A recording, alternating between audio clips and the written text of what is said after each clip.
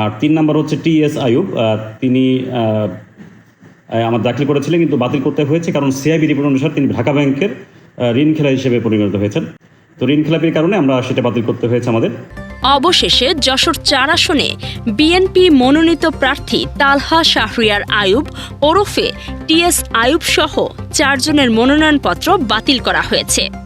শুক্রবার বিকেলে যশোর জেলার রিটার্নিং অফিসার আশেক হাসান এ তথ্য নিশ্চিত করেছেন।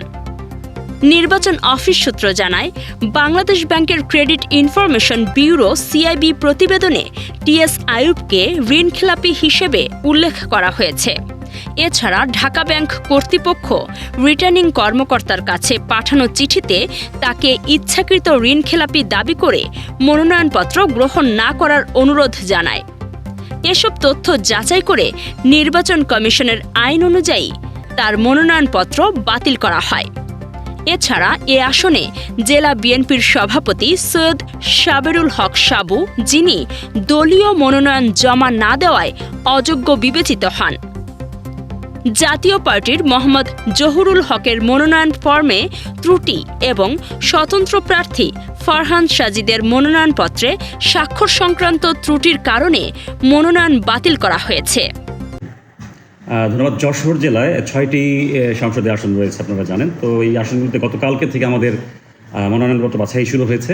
তো তার ধারাবাহিকতা আজকে দ্বিতীয় দিনের মতো হয়েছে 3 এবং 4 আসনে।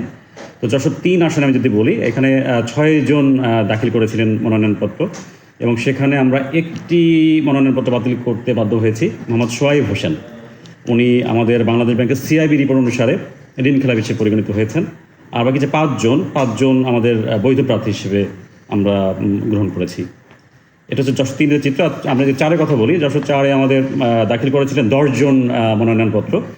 তো সেই 10 জন যারা দাখিল করেছিলেন তাদের মধ্যে থেকে আমরা 4 জনের মনোনয়নপত্র বাতিল করতে বাধ্য হয়েছি বিভিন্ন কারণে। যেমন আমরা যদি বলে থাকি, প্রথমে অ্যাডভোকেট সৈয়দ সাবিরুল হক সাবু, তিনি দলীয় প্রতীকে আবেদন করেছিলেন, দাখিল করেছিলেন, কিন্তু তার দলীয় মনোনয়ন ছিল না, সে কারণে বাতিল করা হয়েছে। আরেকজন হচ্ছে মোহাম্মদ জহুরুল হক, উনি জাতীয় পার্টি হিসেবে আবেদন করেছিলেন, কিন্তু তার বাতিল করা হয়েছে কারণ ফর্ম 21টা অসম্পূর্ণ ছিল পূরণ করা। একই সাথে তার ভোটার নম্বর যেটা ছিল ফর্মে, সেটা ভুল ছিল। অন্যদিকে যশোর 3 আসনে একই দিনে মনোনয়নপত্র যাচাই বাছাই শেষে ইসলামী আন্দোলন বাংলাদেশের প্রার্থী মোহাম্মদ সোয়াইব হোসেনের মনোনয়নপত্র বাতিল করা হয়েছে। বাংলাদেশ ব্যাংকের সিআইবি প্রতিবেদনে তাকেও ঋণখেলাপি হিসেবে উল্লেখ থাকায় তার মনোনয়ন বাতিল করা হয়েছে।